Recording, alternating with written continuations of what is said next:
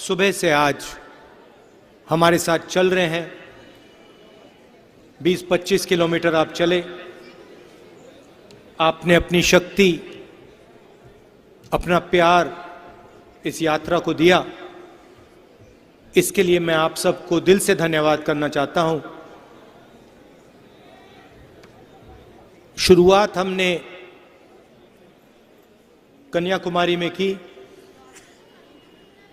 आज किसी ने मुझे माइलस्टोन दिखाया कि 450 किलोमीटर हम श्रीनगर से दूर हैं। 3000 किलोमीटर से ज़्यादा यात्री चले हैं।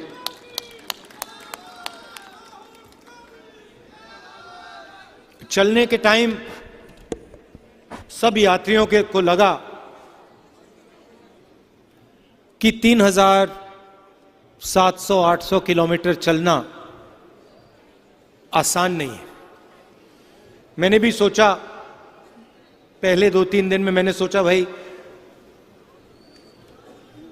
50 किलोमीटर हुए हैं, अब 3800 चलने हैं। अजीब सी बात हुई, 5-6 दिन बाद थकान बिल्कुल गायब हो गई। सुबह उठते थे, 15 किलोमीटर चलते थे, शाम को 10-11 और किलोमीटर चलते थे और फिर हैरान हो जाते थे क्योंकि थकान ही नहीं हो रही। सोचते थे कि ठीक है, आज नहीं हुई, पहले 10-15 दिन नहीं हुई तो 1 महीने बाद होगी, 1 महीने बाद नहीं हुई, 2 महीने बाद नहीं हुई, 3 महीने बाद नहीं हुई, 4 महीने होने वाले हैं अब। और मैं अपनी बात नहीं कर रहा हूं, सब यात्रियों की बात कर रहा हूं। रास्ते में बारिश हुई, तूफान आए, गर्मी, पसीना, सब कुछ हुआ, मगर थके नहीं।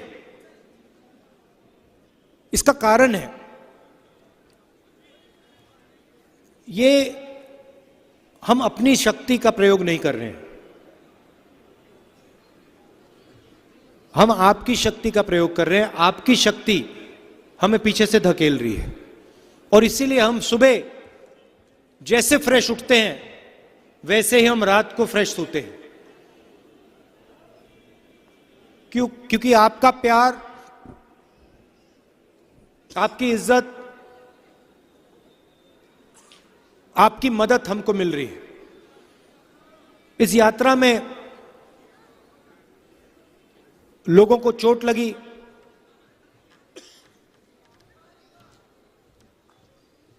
हमने बताया नहीं, मगर 5-6 लोग शहीद हुए हैं चलते हुए, शहीद हुए हैं।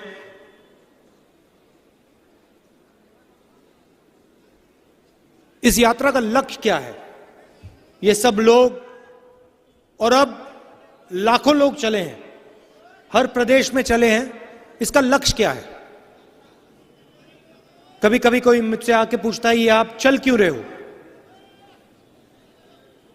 इसके 2-3 लक्ष्य हैं। सबसे पहला, किस देश में जो डर और नफरत फैलाई जा रही है, जो भाई को भाई से लड़ाया जा रहा है, उसके खिलाफ आवाज उठाने के लिए यह यात्रा चल रही है। मगर यात्रा में तपस्या की भी भावना है। सिर्फ मैं नहीं, लाखों लोग इस यात्रा पे चले हैं। हम मैसेज देना चाहते हैं। हिंदुस्तान के देखो, सरकार लाइट एक के बाद एक बंद करती जा रही है। अभी देखो ये भी बंद हो जाएंगी, मगर देखो पहले से सुंदर हो गया ना। ये देखो, सुन ली बात। तो मेरा कहना है कि इस तपस्या का क्या मतलब है, क्यों कर रहे हैं हम 3000 किलोमीटर चले हैं, कोई बड़ी बात नहीं है, कोई बड़ी बात नहीं है। हमें रास्ते पे खाना मिला, सबकी मदद मिली, मगर हमसे ज्यादा इस देश के किसान, इस देश के मजदूर, इस देश के छोटे दुकानदार, स्मॉल और मीडियम बिजनेस चलाने वाले लोग, इस देश के युवा तपस्या करते हैं। जब एक युवा आईआईटी का एग्जाम को लेने के लिए तैयारी करता है तो वो एक प्रकार की तपस्या है। जब कोई स्टूडेंट 12वीं का एग्जाम लेता है वो तपस्या है। जब किसान अपने खेत में बीज डालता है वो तपस्या है। जब मजदूर इमारत को खड़ा करता है वो तपस्या है। और हमारा मैसेज ये है कि इस देश में तपस्वियों से चोरी की जा रही है। जो तपस्या कर रहा है इस देश में उसे तपस्या का फल नहीं मिल रहा है, और जो तपस्या नहीं कर रहा है उसको पूरा का पूरा फायदा मिल रहा है।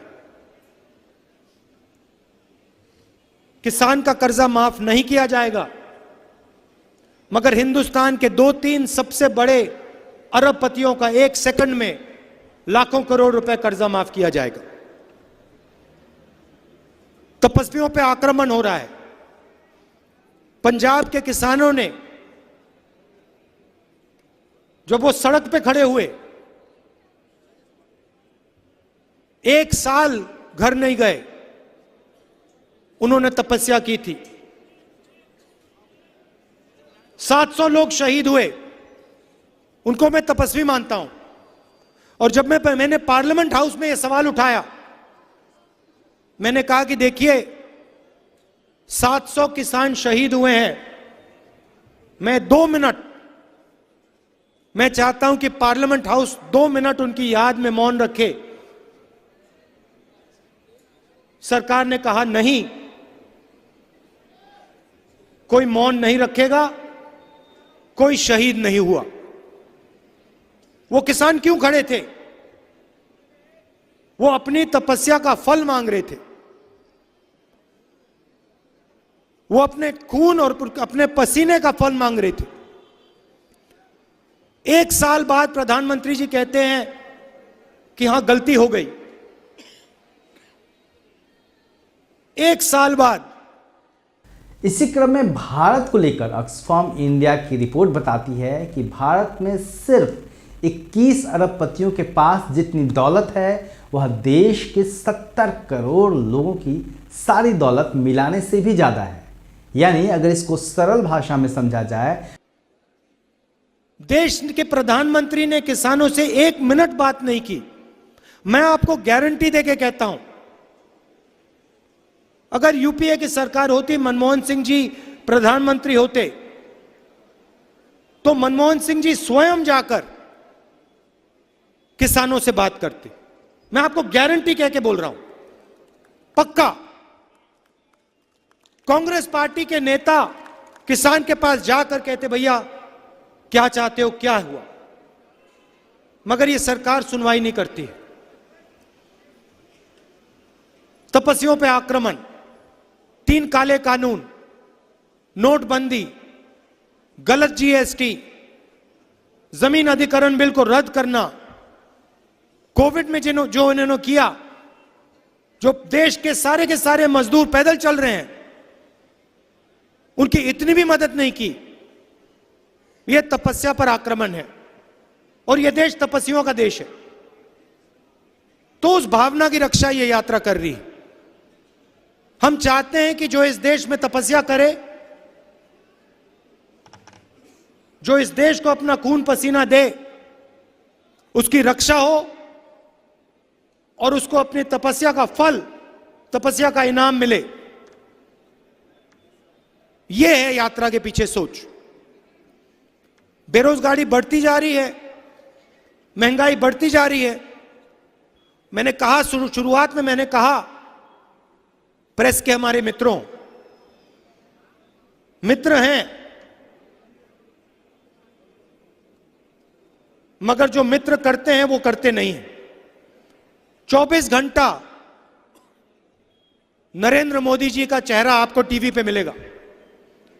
कभी आपने सुना मीडिया में, कभी आपने बेरोजगार शब्द सुना है? कभी सुना आपने कि देश में बेरोजगारी है? मीडिया ने कभी महंगाई की बात करी है? कभी नहीं। यह हिंदुस्तान की सच्चाई है। पार्लियामेंट में हम मुद्दा उठाने की कोशिश करते हैं, माइक ऑफ कर देते, कहते पार्लियामेंट में नहीं बोल सकते, अग्निवीर योजना पे नहीं बोल सकते, चाइना हिंदुस्तान के अंदर आ गया उसके बारे में नहीं बोल सकते, जीएसटी के बारे में नहीं बोल सकते, नोटबंदी के बारे में नहीं बोल सकते। इसलिए हमें रास्ता सड़क का अपनाना पड़ा। इसलिए हम कन्याकुमारी से कश्मीर चले और बहुत जबरदस्त रिस्पांस मिला, बहुत सीखने को मिला। मैं आपको बता रहा हूं, आप किसी भी यात्री से पूछो, जो हमने पिछले 3-4 महीनों में सीखा, जिंदगी भर में नहीं सीखा था पहले।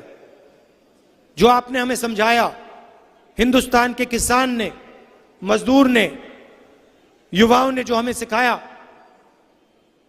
3 महीने में, 4 महीने में जो आपने सिखाया, पहले हमने नहीं, सालों में नहीं सीखा। तो मैं आपका दिल से धन्यवाद करना चाहता हूं।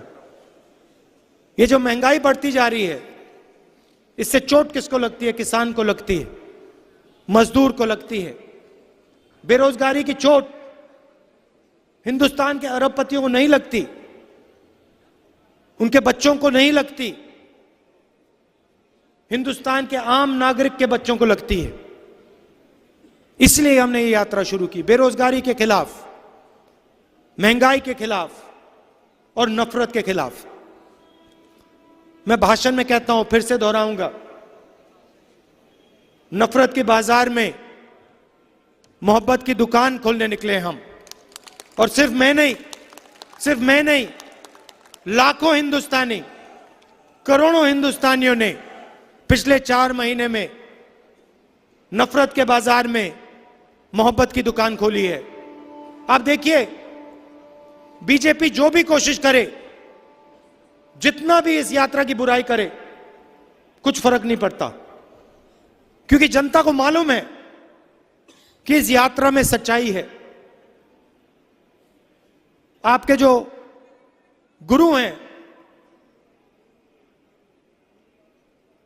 उन्होंने ये रास्ता दिखाया है, ये नया रास्ता नहीं है। गुरु नानक जी ने, गुरु गोविंद सिंह जी ने, गुरु तेग बहादुर जी ने, इन सब ने नफरत के बाजार में मोहब्बत की दुकान खोली थी। हमने तो कुछ नहीं किया, हमारी तो इतनी मतलब छोटी सी दुकान है।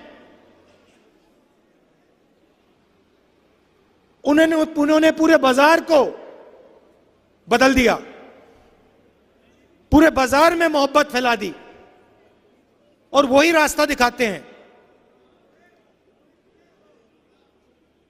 उन्होंने जो कहा वही इस यात्रा में हो रहा है। क्या कहा उन्होंने? हर धर्म की इज्जत करो, नफरत मत करो, हिंसा के खिलाफ खड़े हो, लोगों को जोड़ने का काम करो। यही आपके गुरुओं ने कहा था। इस यात्रा में आपको नफरत नहीं मिलेगी। इस यात्रा में कोई गिरता है तो उससे कोई ये नहीं पूछता भाई तुम्हारा धर्म क्या है, तुम्हारी जात क्या है, तुम करते क्या हो, अमीर हो या गरीब हो, ना, एकदम उठा देते हैं। किसी को चोट लगती है, सारे के सारे लोग मदद करते हैं। किसी को प्यास लगती है, सब लोग पानी पिलाते हैं। ये आपके गुरुओं ने हमें रास्ता दिखाया है। यही यात्रा करने की कोशिश कर रही है। आप यात्रा में शामिल हुए, आपने नफरत के बाजार में मोहब्बत की दुकान खोली, इसके लिए आप सबको मैं दिल से धन्यवाद करना चाहता हूं। आखिरी बात जो बाजवा जी ने कही, कांग्रेस पार्टी को एक साथ खड़ा होना है, एक साथ मिलकर आगे बढ़ना है।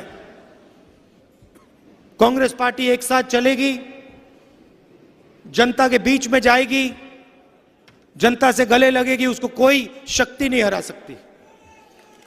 हमारे वर्कर, मैं कहता हूं, हमारे जो वर्कर हैं, बब्बर शेर हैं, शेरनियां हैं, उनका मुकाबला कोई नहीं कर सकता है। आखिरी बात मैं पंजाब से कहना चाहता हूं, आखिरी बात मैं कहना चाहता हूं, देखिए,